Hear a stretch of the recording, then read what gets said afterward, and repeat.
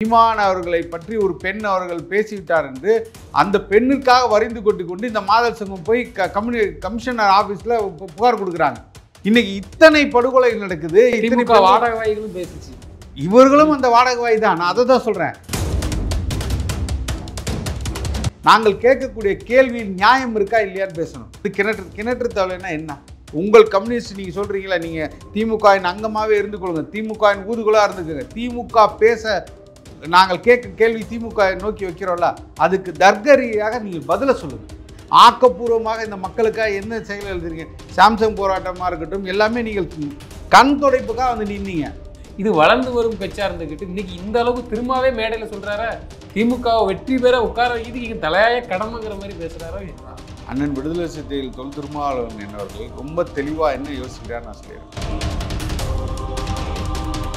இயக்காமலா நீங்கள் வந்து பிளைண்டா, அதாவது எந்த ஒரு இதுவுமே இல்லாமல் ஒரு சமரசம் இது இல்லை, அப்படியே நீங்கள் வந்து ஒட்டுமொத்தமாக சரணடைஞ்சு நிற்கிறீங்களே.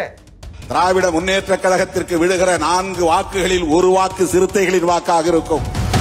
சூழ்நிலை கைதியாக மாறிவிட்டார்கள். அவர்கள் கட்சியை காப்பாற்றுறதுக்காக என்ன வேணாலும் பதற்றாம சார். ஒருபோதும் அவர் இந்த ஒடுக்கப்பட்ட மக்களுக்காக ஆதி குழுக்களுக்காக இனிமேல் நிற்க மாட்டார், அவர்களுக்காக குரல் கொடுக்க மாட்டார் என்பதுதான் உண்மை.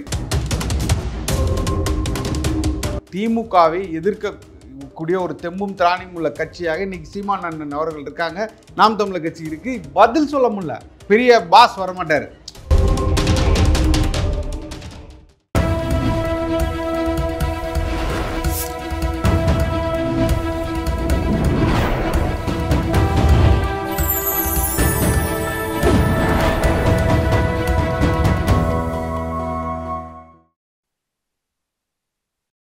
சேனல் 5 தமிழ் நேயர்களுக்கு வணக்கம். இன்றைய நேர்காணலில் நம்மோடு பேசியிருப்பது நாம் தமிழர் கட்சியின் மாநில ஒருங்கிணைப்பாளர் சசிகுமார் தங்கவேல் அவர்கள். சார் வணக்கம். சார் வணக்கம். சார், சீமான் அவர்கள் வந்து இந்த ரிதன்யா மரணம் குறித்து வந்து சமீப காலமாக அண்ணன் பேசியிருப்பாங்க. என்னென்னா, இந்த திமுக அரசு, இந்த திராவிட மாடல் அரசு, அதை கூட்டணி ஒட்டிகிட்டு இருக்கிறவங்களாம் என்ன பண்ணீங்க, ஒரு பெண்ணுக்கு இது போன்ற விஷயம் நடந்ததுன்னு சொல்லி பேசி மிகவும் காட்டமாக அண்ணன் பேசியிருந்தாங்க. இது குறித்து வந்து மாதர் சங்கத்தில் உள்ளவங்க இப்போ என்னமோ வந்து அண்ணன் சீமான் மேலே வழக்கு தொடர்றாங்க. இதுக்கு சிபிஎம் மாநில தலைவர் சண்முகம் அவர்கள் வந்து கிணற்று தவளையா, சீமான் அவர்களுக்கு இது தெரியாதா, இவ்வளோ நாள் எங்கே போனாருங்கிற மாதிரி பேசியிருக்காங்க. எப்படி பார்க்குறீங்க? இல்லை, ஐயா சண்முகம் அவர்கள் மீது மிகப்பெரிய அளவில் மதிப்பும் மரியாதையும் வச்சுருக்கோம். ஆனால் இவர் இவ்வளவு கீழ்த்தரமாக போய் இவ்வளோ வார்த்தைகளை கொட்டுவார் என்பதை யாருமே எதிர்பார்க்கல. என்ன தோணுது அப்படின்னா, இன்றைக்கி வந்து விடுதலை சிறுத்தைகள் எப்படி கொத்து கொத்தாக தன் வாக்குகள் 25% திமுகவில் எங்களோட வாக்குகள் இருக்குது, உங்களுக்கு உறுதியாக 2026 தேர்தலில் வரும்னு எப்படி நிரூபிக்கிற மாதிரி சொல்கிறாரோ, அதன் ஒரு நீட்சியாக தான் நான் இவர் பேசுகிறதையும் நான் பார்க்குறேன். என்னென்னா, ஒட்டுமொத்தமாக இந்த தமிழினம் இந்த 2021 தேர்தலுக்கு அப்புறம் எவ்வளோ மோசமான நிலைமையில் கொண்டு போய் இந்த திமுக அரசு கொண்டு போய் நிறுத்தியிருக்கு அப்படிங்கிறத வெட்ட வெளிச்சமாக எல்லார் இடத்துலையும் அம்பலப்பட்டு நிற்கிறாங்க. இன்றைக்கி திமுக அரசு வந்து ஒட்டுமொத்தமாக நீங்கள் தமிழினத்தில் வந்து படுகொலைகள் நடக்காத இடம் கிடையாது, பெண்கள் பாலியல் துன்புறுத்தலுக்கு ஆளாகாத இடம் கிடையாது. இன்றைக்கி வந்து லாக்அப் மரணம் முதற்கொண்டு இன்றைக்கி எல்லா தொழிலாளர்களும், அத்தனை தொழிலாளர்களும், அமைப்பு எல்லா தொழிலாளர்களும் இன்றைக்கி வந்து வீதியில் இறங்கி போராடுறாங்க. அப்போல்லாம் இந்த சிபிஎம் கட்சிகள் இன்றைக்கி சொல்லப்படுற காம்ராட்ஸ்ன்னு சொல்லப்படுறவங்க எங்கே போனாங்க? அப்போல்லாம் ஏன் இதை பற்றி எதிர்த்து குரல் எழுப்பல ஒரு வார்த்தை கூட பேசல. முதுகெலும்புன்னு ஒன்று இருக்குது அப்படின்னா, இந்த காம்ரேட்ஸ்க்கு முதுகெலும்புன்னு ஒன்று இருக்குன்னா, உண்மையாக சொல்கிறேன், எதிர்த்து தெம்பும் திராணியோட இந்த இருக்கா கேள்வி கேட்டுப்பாங்க. ஒட்டுமொத்தமாக வாயை மூடிக்கொண்டு மௌனம் காக்கிறது யார்? இன்றைக்கி கூட இருந்து தன் சுகபத்தை அனுபவித்து கொண்டு அவர்கள் கொடுக்கும் எலும்பு துண்டுக்காக வாங்கி போட்டுக்கிட்டு இன்றைக்கி வாயை மூடிக்கொண்டு இருக்கிறது இன்றைக்கி காம்ரேட்ஸ் தான். எந்த விஷயத்தில் அவர்கள் எதிர்த்து நேரடியாக குரல் கொடுத்துருக்காங்களா?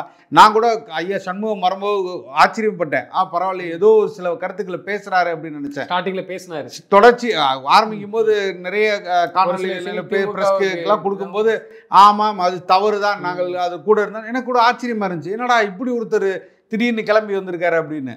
இப்போ தான் தெரியுது அவருக்கும் முதுகெலும்பு இல்லை, இன்றைக்கி வந்து வேறு வழி இல்லாமல் அதுக்குள்ளே போய் விழுந்துட்டாருன்னு. நீங்கள் தொடர்ச்சியாக நீங்கள் திமுகவில் நீங்கள் சிபிஎம்மோட நிலைப்பாடை பார்த்தீங்கன்னா 1967 ஆரம்பித்து திமுகவுடன் மட்டுமே அதிகபட்சமாக நீங்கள் கூட்டணியில் இருந்திருக்காங்க. இன்றைக்கி 67 ஆரம்பித்து இன்றைக்கி 77 ஒரு தடவை எம்ஜிஆர் அவர்களோட கூட்டணி சேர்ந்துருக்காங்க. அதுக்கப்புறமா வந்து மக்கள் நல கூட்டணி ஒன்று ஆரம்பித்தாங்க. இதை தாண்டி ஒட்டுமொத்தமாக தன் கம்யூனிஸ்ட் சித்தாந்தங்களை கொள்கைகளை கொண்டு போய் திமுக அடிவாளத்தில் அடமான வச்சுட்டாங்க.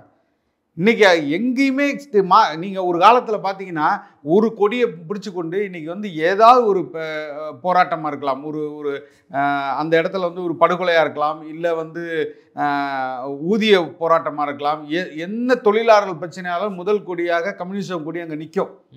அப்படி இருந்த காலகட்டத்தில் இன்றைக்கி எங்கேயுமே இல்லாத அளவுக்கு தொழிற்சங்க விங்காக மாறி போச்சு. ஒரு அமைப்பாக திமுகவின் தொழிற்சங்க அமைப்பாக எப்படி விடுதலை சிறுத்தைகள் வந்து ஒடுக்கப்பட்டவர்கள் இன்னைக்கு வந்து ஆதி குடிகள் விங்கா மாறி நிற்கிதோ, அதே போல் அவர்களுக்கு வாக்குகளை அள்ளி கொடுக்கக்கூடிய அவர்களை நீ 20 கோடி கொடுத்தா போதும், நீ ஒரு தொகுதிக்கு 10 கோடி கொடுத்துரு, பேரம் பேசி கொண்டு காசை வாங்கி கொண்டு கல்லா கட்டும் ஒரு முதலாளியை போல் இன்னைக்கு நிற்கிறது தான் நீ கம்யூனிஸ்ட்.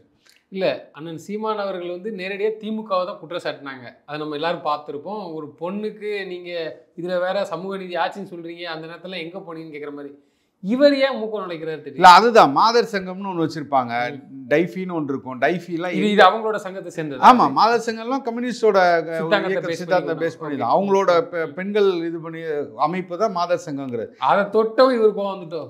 இல்லை அப்படி கிடையாது. அவருக்கு கோபம் அது வரல.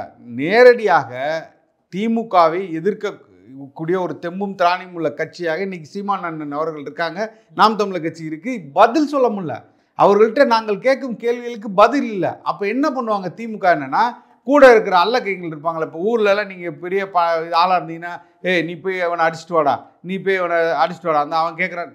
பெரிய பாஸ் வரமாட்டார், கூட இருக்கிற அல்லு சில்லெல்லாம் அனுப்புவார்ல. இப்போ இந்த அல்லு சில்லு வேலையை தான் இவங்கெல்லாம் பண்ணிக்கிட்டு இருக்காங்க. இந்த கூட இருக்கிற வாங்கி தின்னு கூலி வாட்டு டெய்லி காசு வாங்கிட்டு உட்காந்துருப்பாங்கல்ல, அந்த வேட்டை நாய்களாக இன்னைக்கு இவர்கள் ஏவப்படுகிற இடத்துல தான் நிற்கிறாங்க. ஒவ்வொரு இடத்துலையும் நீங்கள் பாருங்கள், எந்த இடத்துல நீங்கள் அண்ணன் சீமான் அவர்களை பற்றி ஒரு பெண் அவர்கள் பேசிவிட்டார் என்று அந்த பெண்ணுக்காக வரிந்து கொண்டு இந்த மாதர் சங்கம் போய் கமிஷனர் ஆஃபீஸில் புகார் கொடுக்குறாங்க. இன்னைக்கு இத்தனை படுகொலை நடக்குது. திமுக வாடகைவாய்களும் பேசிச்சு, இவர்களும் அந்த வாடகைவாய் தான். நான் அதை தான் சொல்கிறேன், திமுகவின் வாடகைவாய் தான் இவங்களும். அதன் ஒரு அங்கமாக இன்னைக்கு நிற்கிறதா எனக்கு அவமானமாக இருக்குங்கிறேன். இன்னைக்கு கம்யூனிஸ்ட்டும் இப்படி போய் கரைந்து போய் நிற்கிறது. நீங்கள் பேசக்கூடிய திமுக பேசக்கூடிய உங்கள் மனசாட்சியை தொட்டு சொல்லுங்கள். கிருஷ்ணன் கொலை வழக்கில் யார் பங்கு பெற்றது? யாரோட பங்கு இருக்குங்க? இல்லை ஐயா நல்லக்கண் அவர்களை தோற்கடிப்பதற்காக சிபி ராதாகிருஷ்ணனை அங்கே நிறுத்தி உங்களை அண்ணன் ஐயா அவர்களை தோற்கடித்தது யார்? இந்த வரலாறுலாம் நீங்கள் மறந்து போயிட்டு நீங்கள் திருப்பி அவர்களின் ஊதுகுழாக போய் நிற்கிறது எதற்காக? நாங்கள் கேட்கக்கூடிய கேள்வியில் நியாயம் இருக்கா இல்லையான்னு பேசணும். அதை விட்டு நீங்கள் வந்து ஒரு ஒரு ஒரு சொல்லாடலாக நீங்கள் வந்து கிணற்று தவளைன்னா என்ன? நீங்கள் இதுவரை நீங்கள் நாம் தமிழர் கட்சியின் வரலாற்றில் நாங்கள் பேசியவை சரியா தவறா? அந்த வாதத்துக்கு வாங்க. நாங்கள் ஏதோ தெரியாமல் எங்கேயோ இருந்துட்டு திடீர்னு வந்து பேசுகிற மாதிரியும் எங்களுக்கு உலகம் தெரியாத மாதிரி இப்படிலாம் பேசுகிறார். நீங்கள் நாங்கள் எடுத்து வைக்கும் போராட்டத்திலும் எடுத்து வைக்கும் கருத்துக்களிலும் சரி தவறா அப்படிங்கிற விவாதத்துக்கு வாங்க. உங்கள் கம்யூனிஸ்ட் நீங்கள் சொல்கிறீங்களா, நீங்கள் திமுகவின் அங்கமாகவே இருந்து கொள்ளுங்க, திமுகவின் ஊதுகுலாக இருந்துக்கோங்க. திமுக பேச நாங்கள் கேட்க கேள்வி திமுக நோக்கி வைக்கிறோம்ல, அதுக்கு தர்க்கரீதியாக நீங்கள் பதிலை சொல்லுங்கள். அதை விட்டு தனிமனித தாக்குதலை நீங்கள் நடத்துறீங்கன்னா அப்போ உங்களோட நோக்கம் என்ன தெரியுதுன்னா, இந்த தடவையும் நீங்கள் சீட்டு அதிகமாக கேட்குறதுக்காக உங்கள் குரலை வெளியில் வந்து எழுப்புறீங்க. இப்போ இவ்வளோ நாள் மறைந்திருந்தது யார்? இவ்வளோ நாள் எங்குமே இல்லாத போல் ஒரு ஓரத்தில் ஒளிந்திருந்தது யார்? கம்யூனிஸ்ட் கட்சி தானே. 2021 தேர்தலுக்கு அப்புறம் எங்கே இருக்கீங்க? நீங்கள் எந்த போராட்டத்தை முன்னெடுத்திருக்கீங்க? ஆக்கப்பூர்வமாக இந்த மக்களுக்காக என்ன செயல் எழுதுறீங்க? சாம்சங் போராட்டமாக இருக்கட்டும், எல்லாமே நீங்கள் கண் துடைப்புக்காக வந்து நின்னீங்க. எங்களுக்கு தெரியாதா கம்யூனிஸ்டும் எப்படி போராடும், எப்படி அதற்கான இதை பெற்றுத்தரும் தீர்வைன்னு? இதற்கு முன்னு வரலாறு எங்களுக்கு தெரியாதா? இன்னைக்கு கரைஞ்சு போய் நிற்கிறீங்களே. அதே நேரத்தில் இப்போ நம்ம ஒரு குற்றச்சாட்டு என்னன்னா, அவர் என்ன சொல்கிறாங்கன்னா, நீங்களாம் எங்கே இருந்தீங்க உங்களுக்கு தெரியலையாங்கிற மாதிரி சொல்கிறாங்க. உண்மையிலேயே இவங்க ரிதன்யா இதில் வந்து இந்த திமுகவும் இவங்க கம்யூனிஸ்ட் மாதர் சங்கமும் எதுவும் கண்டிச்சு தான் போராட்டம் எதுவும் நடத்துச்சா? உறுதியாக ஒன்றுமே இல்லை. அப்படி ஏதாவது ஒரு போராட்டம் நீங்களும் இதில் தான் இருக்கீங்க, ஊடகத்தில் தான் இருக்கீங்க, நீங்களாவது சொல்லுங்கள். இந்த மாதிரி வெளிக்கொண்டு வந்து இவ்வளோ பெரிய ஆர்ப்பாட்டத்தையோ இல்லை போராட்டத்தையோ இல்லை ஒரு அறிக்கையோ கம்யூனிஸ்ட்லேருந்து வந்திருக்கான்னு கேளுங்க, இல்லை மாதர் சங்கத்துலேருந்து அறிக்கையோ வந்திருக்கான்னு கேளுங்க. வந்திருக்காது.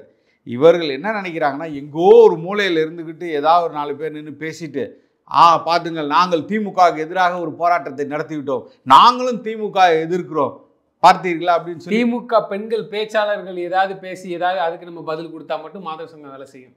மாதர் சங்கம் எப்பெல்லாம் வேலை செய்யும்னா திமுக சொல்லக்கூடிய இதை மட்டும்தான் செய்யும். திமுகவோ திகாவோ அவர்களோடு அங்கம் வைக்கிறவர்களோ சீமான் அவர்களை போய் எதிர்க்கணும், சீமான் அவர்களின் குரல் ஓங்கி கொண்டு இருக்கிறது. கூட மதிவதினி திகாவோட சேர்ந்த ஒரு மதிவதினிங்கிற பெண் வந்து திமுக அதாவது நாம் தமிழர் கட்சியை சேர்ந்தவர் மேல ஒரு வழக்கு தொடர்ந்து இல்லை, அதுக்காக நான் பதில் ஏற்கனவே கொடுத்துருக்கேன். ஐயா சாரங்கபாணி மிக மூத்த வரலாற்று ஆய்வாளர். அவர் நாம் தமிழர் கட்சியில் தமிழ் தேசியவாதி. அவர் நாம் தமிழர் கட்சியின் உறுப்பினர் கிடையாது, ஆனால் நாம் தமிழர் கட்சியின் இல்லை இதுக்கு முனைப்பு அதிகமாக காட்டுற காவல்துறை எல்லாம் இல்லை. அதுதான் இப்போ நீங்கள் அண்ணன் வீட்டில் ஒரு முற்றுகை போராட்டம்னு வச்சாங்க, அதுக்கு அவ்வளோ பெரிய போலீஸ் பாதுகாப்பு, போலீஸ் தான் அதிகமாக இருந்துச்சே தவிர அவர்கள் ஒரு 20-30 பேர் தான் இருந்தாங்க. அப்படிங்கும்போது தொடர்ச்சியாக இவர்கள் என்ன செய்வாங்கன்னா வன்மத்தை கக்குவதற்கு நாங்கள் கேட்கக்கூடிய கேள்விகளுக்கு பதில் இருக்காது. நான் என்ன சொல்கிறேன், அஜித்குமாரின் கொலை வழக்கு, அஜித்குமார் கொல்லப்பட்டார், சரி, அஜித்குமார் கொல்லப்பட்டது போலீஸ் காவல் சாதாரண ஒரு கான்ஸ்டபிள்ஸ்னு வச்சுங்க, காவலர்கள்னு வச்சுங்க. இவர்களுக்கு உத்தரவு போட்டவர்கள் யார்? இவர்களுக்கு உத்தரவு போட்டவர்களா அதற்கு மேலிடத்துலேருந்து யார் வந்து ஆர்டர் போட்டாங்க? இதெல்லாம் நீங்கள் எங்கேயாவது பேசியிருக்கீங்களா? எங்கேயாவது அதை பற்றி பேச்சு நடந்திருக்கா? இன்றைக்கி அவர் சாரி சொல்லிட்டாங்கிறீங்க. இத்தனை பேர் 25 பேருக்கு மேலே மரணம் நடந்திருக்கு, இதுக்கெல்லாம் என்ன பொறுப்பு? இதுக்கான கேள்வியை நீங்கள் கேட்கணும்ல. தார்மீகமாக பொறுப்பெடுத்து நீங்கள் கூட நிற்கிறீங்களா? வாக்கு வாங்கினீங்களா? திமுகவுக்கு வாக்கு போடுங்கன்னு சொல்லி நீங்கள் வாக்கு கேட்டு வந்திருக்கீங்களா? 234 தொகுதியிலும் கம்யூனிஸ்ட் தோழர்கள் போனாங்களா இல்லையா? திமுகவுக்கு வாக்கு கேட்டீங்களா இல்லையா? அப்போ இந்த மாதிரி ஒரு மரணம் நடக்கும்போது, இந்த மாதிரி ஒரு படுகொலை நடக்கும்போது நீங்கள் எங்கேயுமே நில்லையே. இன்னைக்கு மணல் நீங்கள் ஆளக்கூடிய மாநிலம் கேரளா, தொடர்ச்சியாக மலைகளை வெட்டி கொண்டு இங்கிருந்து எல்லா கனிம வளங்களும் கடத்தப்படுது. உங்களுக்கு இது என்ன? நீங்கள் எந்த இடத்துல நிற்கிறீங்க? அது சரிங்கிறீங்களா தவறுங்கிறீங்களா?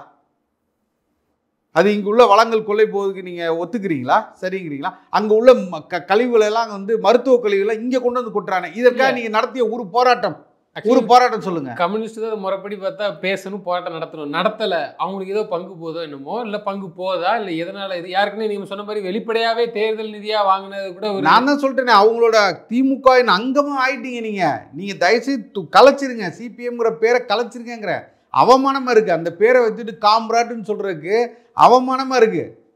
உங்களை நாங்கள் அப்படி அழைக்கிறதுக்கு அவமானமாக இருக்குங்கிறேன். அந்த இடத்துக்கு நீங்கள் கொண்டு போய் வச்சுருக்கீங்க. இன்றைக்கி எந்த இடத்துல நீங்கள் மக்களுக்காக இந்த இடத்துல நிற்கிற அடிப்படை ஒரு சாதாரண தொழிலாளிக்காக நீங்கள் எந்த இடத்துல நின்றுருக்கீங்க நீங்கள் சொல்லுங்கள். இந்த 4 ஆண்டு காலமாக 67லேருந்து நீங்கள் வந்து 2020 2019 நீங்கள் தனித்து நிற்கும் போது கூட உங்கள்கிட்ட கொஞ்ச நாள் முதுகெலும்பு இருந்து நிமிர்ந்து நிற்கிறீங்க எல்லாரும் பார்த்து உண்மையில ஆச்சரியப்பட்டோம். 2019 தேர்தல் வரைக்கும் பரவாயில்லையே, தனித்து நிற்கிறாங்களே, தனித்து ஒரு ஒரு முடிவு எடுக்கிறாங்களே. ஆனால் என்றைக்கு நீங்கள் வந்து சுப வெங்கடேசனுக்கு மதுரையில் சீட்டு வாங்கினீங்களோ, சு வெங்கடேசனுக்கு வாங்கினீங்களோ, என்னைக்கு 25 கோடி வெளிப்படையாகவே 25 கோடி காசு வாங்கினீங்களோ அன்னைக்கே எல்லா கம்யூனிஸ்ட் தோழரும் தலையில் துண்டு போட்டு கொண்டு தான் நிற்கிறான், அவமானப்படுறான். இந்த சு வெங்கடேசன் சொல்லும் போது தான் நான் கேட்க நினச்சேன், எதுக்கு எடுத்தாலும் வாய் கொடுப்பாரு, இவரெல்லாம் எங்கே போனார்? இருக்கும் அவர் பேச மாட்டார். அவர் வேல்பாரியில் பிஸியாக இருக்கார்.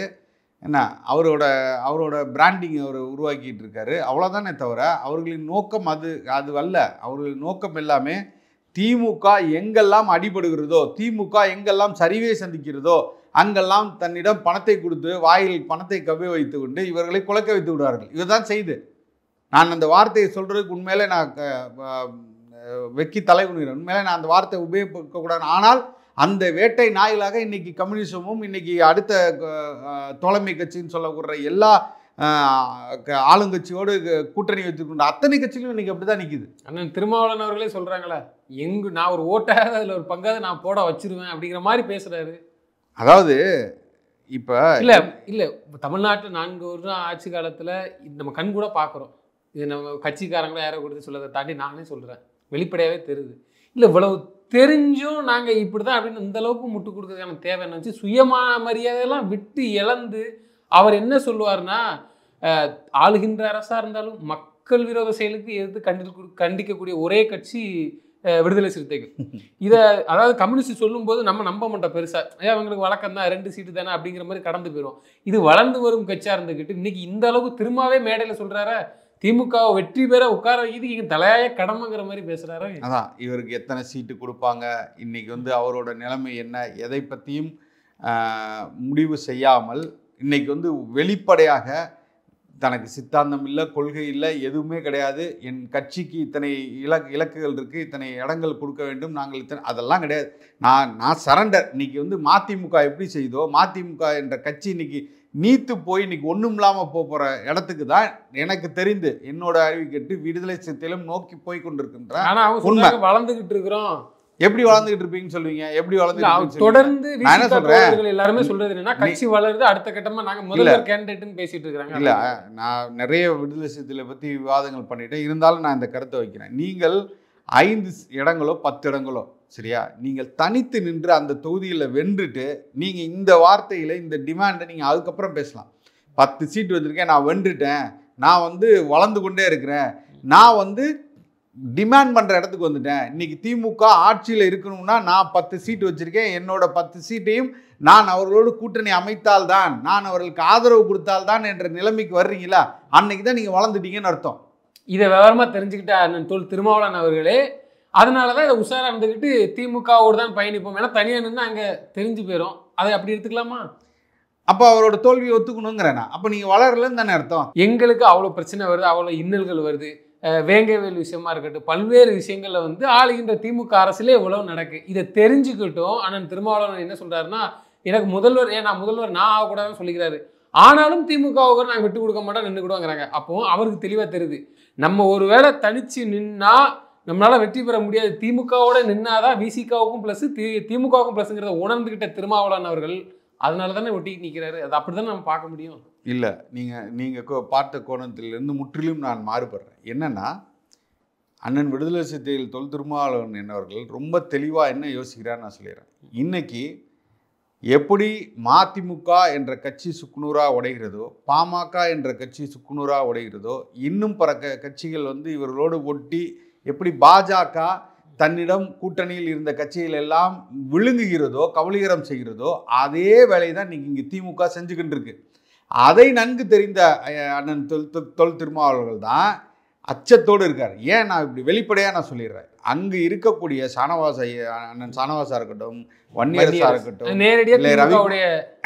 அவ்வளோதான் ரவிக்குமார் அவர்களாக இருக்கட்டும், ஒருவேளை நான் கூட்டணியிலிருந்து விலகுகிறேன், நான் தனித்து போட்டியிடுகிறேன், 5 தொகுதியிலோ இல்லை 10 தொகுதியிலோ 20 தொகுதியிலோ போட்டியிடுறேன்னு அறிவிச்சா முதல் 3 பேர் வெளில போயிடுவாங்க, கட்சியை உடைத்து விடுவார்கள், சுக்குநூறாய். இந்த ஒரு காரணத்தினால தான் எனக்கு தெரிந்து கட்சியை காப்பாற்றுறதா இல்லை நாம் வாக்குகளை பெற்று இல்லை தொகுதிகளை அதிகமாக கேட்பதா என்பது கட்சியை தான் காப்பாற்றணுங்கிற முடிவுக்கு ஃபைனலாக வந்துருந்தார். இதான் அப்படிதான் அதை எடுத்துக்கணுங்கிறீங்க. ஆனால் அதே நேரத்தில் எங்கள் தலைவரை யாரும் இயக்க முடியாது, வைக்க முடியாதுன்னா ஒரு பேச்சு போயிட்டு இருக்கு. அது சொல்ல தானே செய்வாங்க. அவங்க இப்போ இதில் இருக்கிறவங்க அப்படி தானே சொல்லுவாங்க. வேற என்ன சொல்ல முடியும்? எங்கள் தலைவரை வந்து யாரை வேணாலும் ஏமாத்திடலான்னு ஒரு கட்சி தொண்டுன்னு சொல்லுவானா? அப்படி சொல்ல முடியாதுல்ல. அவரே வேற சொல்லிக்கிறாரு. அவரே சொல்லிக்க வேண்டியதான். என்னை யாரும் இயக்க முடியாது. எப்படி சொல்றாரு அவர் யாரையும் இயக்க முடியாதுன்னு? இயக்காமலா நீங்கள் வந்து பிளைண்டா, அதாவது எந்த ஒரு இதுவுமே இல்லாம ஒரு சமரசம் இது இல்லை, அப்படியே நீங்க வந்து ஒட்டுமொத்தமா சரணடைஞ்சு நிக்கிறீங்களே, வளர்த்து கொண்டு போய் சண்டை வைக்கிறேன். அதான் சொல்றேன், நீங்கள் வந்து ஒரு சமூக மக்கள் உங்களை நம்பி நீங்கள் அவர்களுக்காக எங்கேயாவது இதை செய்தால் நான் உங்களோட கூட்டணி தொடர்றேன், இனி வருங்காலங்களாவது என் மக்களுக்காக இந்த செயல்களை நீங்கள் செய்வீர்கள் என்று நம்புகிறேன், உறுதியாக நீங்கள் தேர்தலில் வென்று வந்தால் இதெல்லாம் செய்வீங்க அப்படிங்கிறக்காக நான் அவங்க கூட கூட்டணி வென்றேன்னு சொல்லியிருந்தா பாராட்டலாம். இன்னைக்கு எந்த ஒரு இடத்துலையும் நீங்கள் வந்து அந்த வார்த்தைகளை எங்குமே சொல்லாமல் தவிர்த்து விட்டு ஒட்டுமொத்தமாக சாஷ்டாங்கமாக காலில் விழுந்து, எப்படி இன்னைக்கு வந்து சனாதானம் என்ற உள்ள அடிப்படையாக உள்ளே கொண்டு வந்து எல்லாத்தையும் கபலீகரம் செய்தோ அதே போல் திமுக செய்து கொண்டிருப்பதற்கு பின்னாடி போய் நின்றுக்கிட்டு அவர்கள் தொடர்ச்சியாக அவர்கள் குடும்பத்தை சார்ந்தவர்களே, எனக்கு தெரிஞ்சு அண்ணா அவர்கள் இறப்புக்கு அப்புறம் ஒட்டுமொத்தமாக கிட்டத்தட்ட 50 ஆண்டுகளுக்கு மேலாக இன்னைக்கு திமுக என்ற ஒரு கட்சி கலைஞர் குடும்பத்துக்கிட்ட தான் இருக்கு. இதை விட ஒரு மோசமான சனாதனம் இருக்கா? அவர் சொல்லுங்க. 50 ஆண்டுகளாக ஒரு குடும்பத்தின் ஆட்சி குடும்பத்துக்கிட்ட இருக்கு.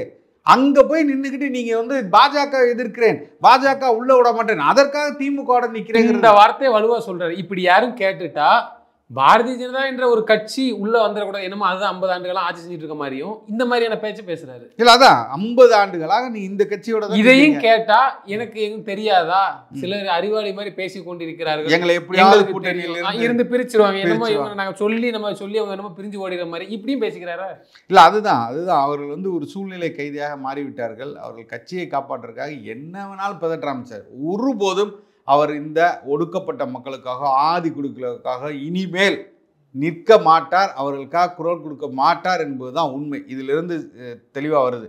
அதை தாண்டி நம்ம கம்யூனிஸ்ட் வந்தோம் அப்படின்னா இவர்களும் எப்படி வந்து விடுதலை சிறுத்தைகள் வந்து எந்த ஒரு குரலையும் எழுப்பாமல் அவர்களை எதிர்க்காமல் எப்படி வந்து கரைந்து போனதோ அதே போல் சிபிஎம்மாக இருக்கட்டும் சிபிஐயாக இருக்கட்டும் இவர்கள் இருவரும் எங்களிடம் எதுவுமே இல்லை, இன்றைக்கி நாங்கள் திமுகவின் அடிமை என்பதை வெளிப்படையாக சொல்லிக்கொண்டு அவர்களின் எப்படி தீகா ஒரு யூடியூப் சேனல்ஸை வச்சுக்கிட்டு வாடகை வாய்களை வைத்துக்கொண்டு அவர்களை வைத்துக்கொண்டு பேசுகிறார்களோ, காசை கொடுத்து எப்படி வந்து ஒரு டீமை உருவாக்கி பண்ணுறாங்களோ ஒரு குழுவை, அதே போல் அதின் ஒரு பரிணாம வளர்ச்சி பெற்ற ஒரு குழுவாக அங்கமாக இன்னைக்கு அவர்கள் செயல்பட்டு கொண்டிருக்கிறார். அந்த ஒருபோதும் தமிழக மக்கள் இதை காது கொடுத்து செவி கொடுத்து கேட்க தயாராக இல்லை. நீங்கள் கூவிக்கொண்டே இருங்கள், நாங்கள் செயல்படுத்தி கொண்டே இருக்கிறோம். எங்களோட போராட்டங்கள் எங்களோட எதிர்ப்புகள் இந்த திமுக மேல் இல்ல அதிருப்திகளை தொடர்ச்சியாக மக்கள் மனதில் அம்பலப்படுத்துவோம். மக்கள்கிட்ட கொண்டு போய் நீங்கள் என்ன கற்று வேணாலும் கற்றுங்க, நீங்கள் அண்ணன் சீமான் அவர்களை எப்படி வேணாலும் பேசுங்க, நாம் தமிழர் கட்சியை குறையா சொல்லுங்கள், ஆனால் ஒருபோதும் யாரிடமும் சமரசம் இல்லாமல் யாரிடமும் போய் மண்டியிடாமல் ஒரு தொகுதிக்கு 10 கோடி வாங்கி விட்டு கல்லா கட்டி விட்டு அமைதியாகாமல், இல்லை என் கட்சியில் இருக்கிற சட்டமன்ற உறுப்பினர்கள் எப்படி விடுதலை சிறுத்தைக்கு அங்கு போய்விடுவார்கள் வேற கட்சிக்கு போயிடுவார்கள் என்ற அச்சம் இல்லாமல் பயம் இல்லாமல் எத்தனை பேர்கள் வந்தாலும் எத்தனை பேர்கள் சென்றாலும் நாம் தமிழர் கட்சி இந்த மக்களுக்காக மண்ணிற்காக தொடர்ந்து உழைக்கும். 2026 தேர்தல் அதை பிரதிபலிக்கும். நிச்சயமா சார். தொடர்ந்து தங்களது கருத்துக்களை பகிர்ந்தமைக்கு நன்றி. நன்றி.